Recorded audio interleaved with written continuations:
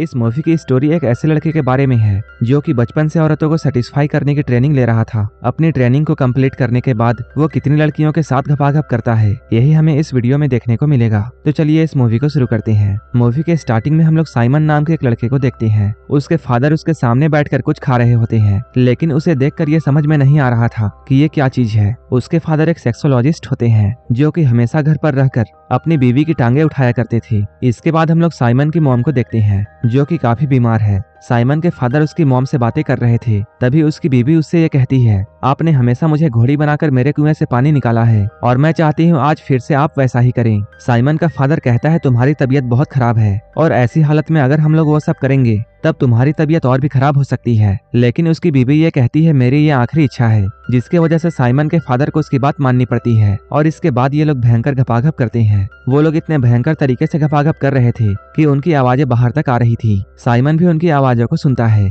और वो दरवाजे से उन्हें देखने लगता है। साइमन का फादर अपनी बीवी को ऐसा पेलता है कि उसके पानी के साथ साथ आत्मा भी निकल जाती है। अब साइमन की मॉम की डेथ हो चुकी थी। इसके बाद उसका फादर बाहर आता है और वो साइमन को उसकी मॉम के पास लेकर जाता है। यहाँ वो अपने बेटे को कामा सूत्र की बहुत सारी बुक्स दिखाता है और वो कहता है, अब मैं तुम्हें औरतों को सेटिस्फाई करने की ट्रेनिंग दूंगा, कल सुबह से ही तुम्हारी ट्रेनिंग शुरू होगी। साइमन का फादर उसे सारी टेक्निक्स सिखाता है, यहाँ तक कि वो उसके औजार को बड़ा करने की तरकीब भी बताता है। साइमन ने बहुत सालों की ट्रेनिंग की थी और अब साइमन बड़ा हो चुका था। तभी उसके पिता यहाँ आकर उसे ये समझाते हैं, अगर किसी का पहला घपाघप अच्छा नहीं जाता है तब उसकी पूरी जिंदगी बर्बाद हो जाती है। इसलिए उसका फादर उसे किसी के साथ भी इंटीमेट होने की परमिशन नहीं देता था। लेकिन साइमन कंट्रोल नहीं कर पा रहा था, इसलिए एक दिन वो अपनी नौकरानी को ही पकड़ लेता है। लेकिन तभी साइमन का फादर यहाँ आ जाता है और वो कहते हैं, जब तक मैं ना कहूँ तब तक तुम ये सब नहीं करोगे। ये सुनकर साइमन काफी उदास हो जाता है। कुछ दिनों के बाद सू नाम की एक लड़की साइमन के घर में रहने के लिए आती है। उसके फादर साइमन को ये बताते हैं, सू उनकी दोस्त की बेटी है, उनके घर में काफी प्रॉब्लम्स चल रही हैं, इसलिए सू कुछ दिन यहीं पर रहेगी।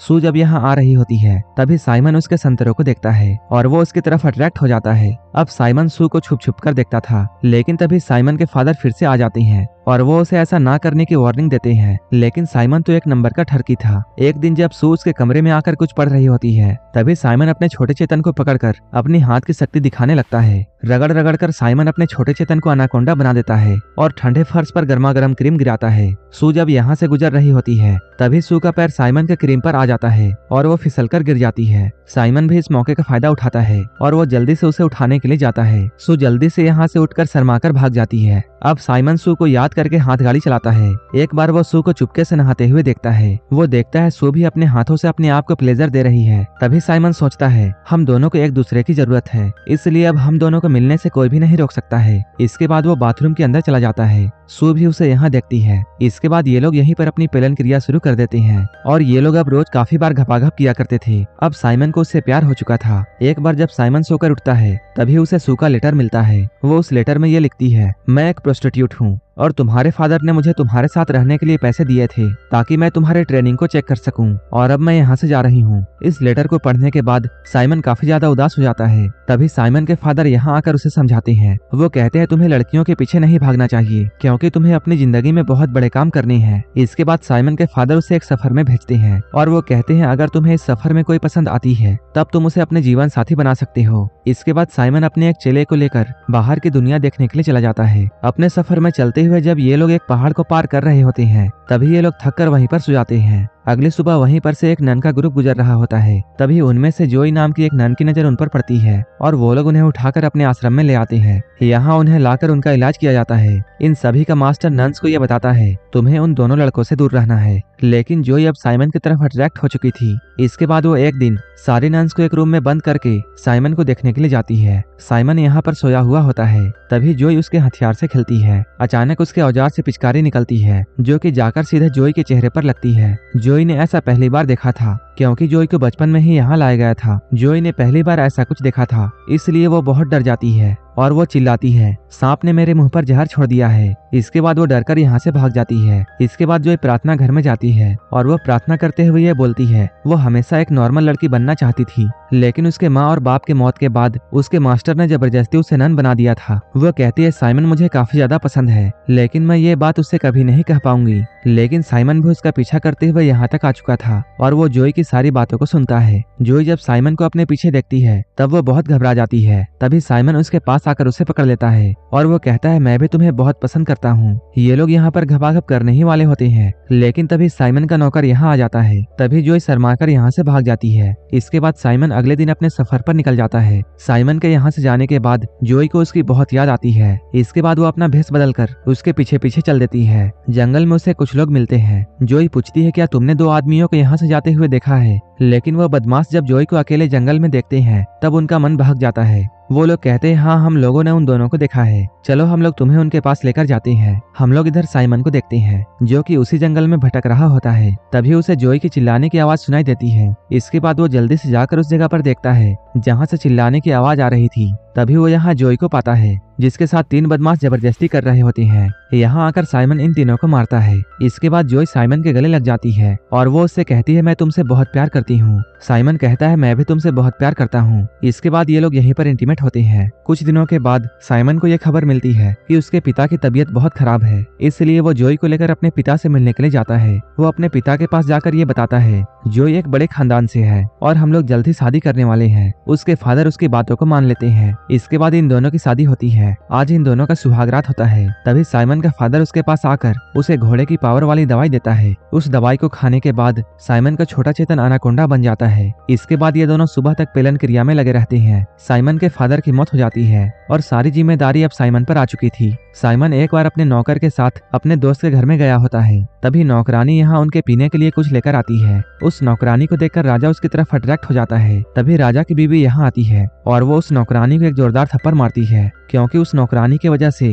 राजा का ध्यान अपनी बीवी से हट गया था। जब साइमन झील के किनारे बैठा हुआ था तभी साइमन को वही नौकरानी दिखती है जो कि यहाँ पर रो रही होती है। जब साइमन उससे रोने की वजह पूछता है तब वो कहती है आज उसकी मालकिन ने उसे खाने के लिए कुछ भी नहीं दिया है। साइमन को यह सुनकर बहुत बुरा लगता है, इसलिए वो उसे खाना खिलाता है। वो उससे कहता है अगर तुम चाहो तो मेरे साथ मेरे घर पर रह सकती हो और वहाँ तुम्हें कोई परेशान नहीं करेगा। वो नौकरानी साइमन को हाँ कह देती है। साइमन उससे कहता है मैं जल्द ही तुम्हें लेने के लिए वापस आऊंगा। इसके बाद साइमन यहाँ से चला जाता है। अब साइमन अपने चेले के साथ एक ठुकाई केंद्र में जाता है। वहाँ उसे अपने दोस्त की बीवी मिलती है जो कि यहाँ की मालकिन थी। वो दिन में राजा की पत्नी की तरह रहती थी, लेकिन जैसे ही रात होती थी वो यहाँ अपना कारोबार संभालने आ जाती थी। वो यहाँ साइमन को यह बताती है हमारे ठुकाई केंद्र में एक दिन में बस एक ही बुकिंग होती है और आज की बुकिंग तुम्हारे चेले को मिल चुकी है, इसलिए आज तुम्हारा कुछ भी नहीं हो सकता है और तुम कल आना। इसके बाद साइमन उदास होकर यहाँ से जाने लगता है। तभी रास्ते में जाते हुए उसे एक आदमी मिलता है। उस आदमी से बात करते हुए साइमन ठुकाई के अंदर में जो भी कुछ हुआ उसके बारे में उस आदमी को बताता है, लेकिन तभी अचानक कुछ आदमी यहाँ आकर साइमन पर हमला कर देते हैं। साइमन ने बहुत सालों से ट्रेनिंग किया था, इसलिए वो इन सभी आदमियों को मार देता है,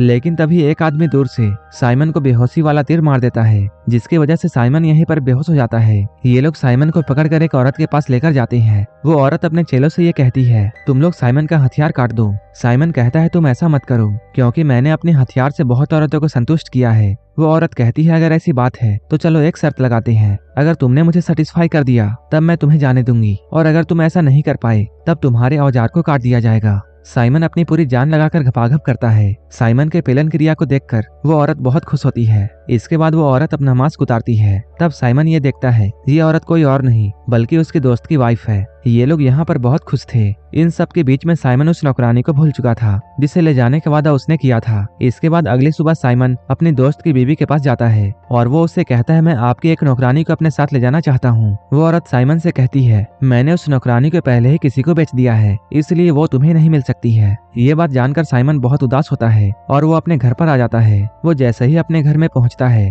तभी उसे जोई की आवाजें सुनाई देती है जो कि किसी के साथ गपागप करने में बिजी थी। वो जब झांक कर देखता है तब वो पाता है जोई किसी लड़की के साथ इंटीमेट हो रही है। साइमन सोचता है उसने काफी दिनों से अपनी बीवी के साथ गपागप नहीं किया है, जिसकी वजह से उसकी बीवी किसी लड़की के साथ इंटीमेट हो रही है। इसके बाद साइमन अंदर जाकर उन दोनों को ज्वाइन करता है और ये तीनों मिलकर खूब एंजॉय करते हैं। इसके कुछ दिन बाद जब साइमन मार्केट जाता है तब वहाँ उसे वही नौकरानी मिलती है, लेकिन वो उसे अच्छे से पहचान नहीं पाता है क्योंकि आज वो अलग कपड़ों में बहुत ब्यूटीफुल लग रही थी। साइमन उसे देखकर उसकी तरफ और भी अट्रैक्ट हो जाता है। तभी यहाँ पर उस नौकरानी का पति आता है। तब साइमन को यह पता चलता है है ये तो एक शादीशुदा औरत है। साइमन उदास होकर अपने घर में आता है और इन सारी बातों को अपनी एक नौकरानी को बताता है। वो नौकरानी कहती है मेरी भी एक बेटी है जो कि देखने में काफी खूबसूरत है, अगर आप कहेंगे तब मैं उसे तैयार कर ले आऊंगी। साइमन ये बात सुनकर जल्दी से हाँ कहता है। वो नौकरानी जब अपनी बेटी को बुलाती है तब साइमन देखता है वही नौकरानी है जिसे साइमन बहुत पसंद करता है। उस नौकरानी को अपने सामने देखकर साइमन इतना ज्यादा एक्साइटेड हो जाता है कि वो उसके माँ के सामने ही उसके साथ गपागप कार्यक्रम शुरू कर देता है। जब ये लोग ये सब कर रहे होते हैं तभी वो नौकरानी कहती है उसका पति उसका घर में वेट कर रहा होगा, अगर वो घर लेट से पहुंचेगी तब उसका पति शक करेगा, इसलिए अभी मुझे जाना होगा। तुम रात में मुझसे मिलने के लिए आना जब मेरा पति सो रहा होगा। इसके बाद साइमन रात में उससे मिलने के लिए जाता है और वो नौकरानी अपने सोए हुए पति के सामने ही साइमन के साथ काम क्रिया शुरू कर देती है। अब वो नौकरानी अपने पति को रास्ते से हटाना चाहती थी, इसलिए वो अपने पति को जहरीला खाना खिलाती है। उस खाने को खाने के बाद उसका पति मर जाता है और अब साइमन को रोकने वाला कोई नहीं था। इसके बाद साइमन उस नौकरानी से शादी कर लेता है। अब साइमन के पास 2 बीवियां थी और वो इन दोनों के साथ बड़े मजे से गपागप किया करता था। वो दोनों पत्नियों के साथ किस तरह कामासूत्र की ट्रेनिंग को आगे बढ़ाता है ये हम इसके दूसरे पार्ट में देखेंगे। अगर आपको ये मूवी अच्छी लगी हो तब एक लाइक जरूर कर देना और ऐसे ही वीडियोस के लिए मेरे चैनल को जरूर सब्सक्राइब कर लेना। तो मिलते हैं हमारे नेक्स्ट वीडियो में।